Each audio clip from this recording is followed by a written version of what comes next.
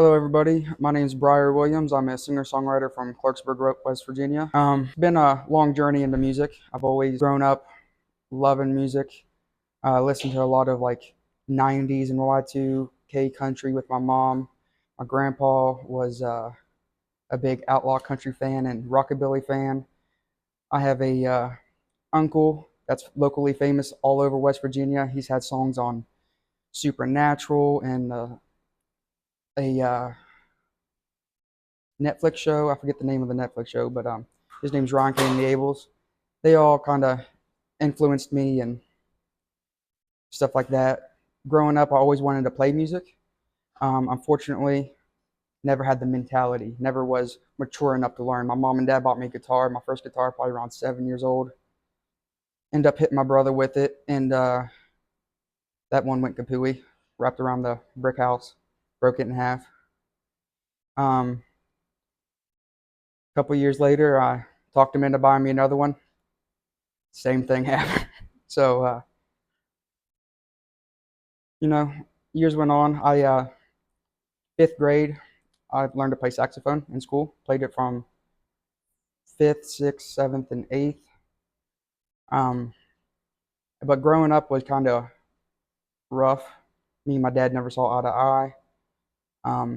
Always was fist fighting. Cops called. We was kind of the people you stared at on the street. Everybody knew who you was, and it wasn't for a good reason. My dad was a professional wrestler around the scene, and everybody kind of has this great view of him because of his persona in wrestling and because he's this incredible guy, and he is a good guy. But I don't think he knew how to be a dad, and that's where a lot of my music and songs come from. Um, and then I was always overweight, and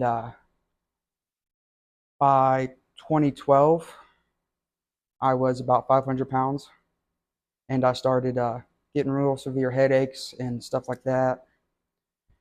Started losing my vision. My mom took me to the eye doctor, and they looked at my eyes and said, "You got a brain tumor."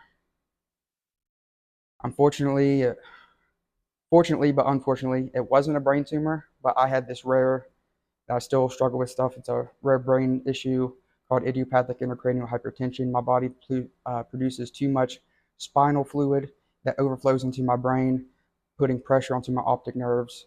And I had to get a bunch of surgeries, eye surgeries, and all that stuff. I was diagnosed 3 or 4 days after my 17th birthday. And so after that, I laid around forever, years. They forced me to go on disability, which I hate being on. But doctors wanted me to quit school for a few years and then go back when I was like 20 and finish. And I told my mom, I said, that's not an option. And there's a uh, great teacher. His name is Mr. Giaquina. He came out to my house for 2 years and brought me my homework. I would do it, and he took it back, and I got to graduate on time because of him. And during that time I laid around, I started getting into super like outlaw country and all this stuff. And I discovered this guy named Sturgill Simpson. He's big inspiration to me. And he had this song called Living the Dream. And it's basically about you can't, you know, there's a line in it said, I can't even think of the line right now. But like it's just the whole song just about living the dream. And if you're not living to live your dream, what are you doing? And around that time, my uncle took me to his in-laws, and they had a big bluegrass uh, like jam session. And I told him, I said, next year I'm gonna join in.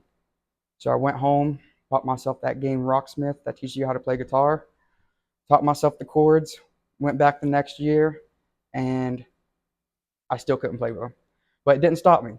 So I got a lot better, started writing songs, and then I started pouring all my troubles into songs. So the songs of my childhood, like the troubles of my childhood, pour them into these songs.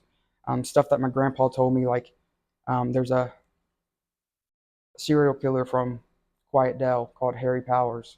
I wrote a song about him, and it was because my grandpa always told me that story, and Like, so a lot of my songs come from true pain and true Appalachian, you know, tales and facts.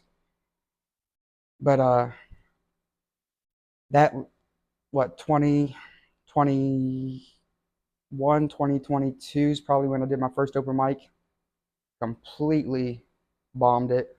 Couldn't finish a song. Went back home.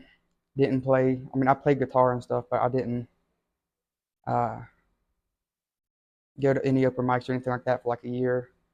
Went back to a different place and bombed again. And there's a guy that was there named Jeff Knotts. And he told my girlfriend at the time, he's like, bring him back because I see potential in him. So the next week we went back and it was horrible, but I made it through a song. And then I just kept playing and kept playing. And then I got to the point to where people was coming up to me and talking to me about how they relate to my songs, how they've been in those same situations, and it's awesome to see people that overcome those things. So that's what drives me to be a musician is I really want to show people, like, no matter how down you are, if you have a dream, chase it, because you never know what might come of it. Because the person I used to be and the person I am now is completely different. I used to be shy. I wouldn't be here talking to you and doing this podcast if I was still the same person. And music's really brought that out of me, and it's awesome to see people relate to my songs and help people know that they're not alone and you can get over that and chase dreams that you want to chase.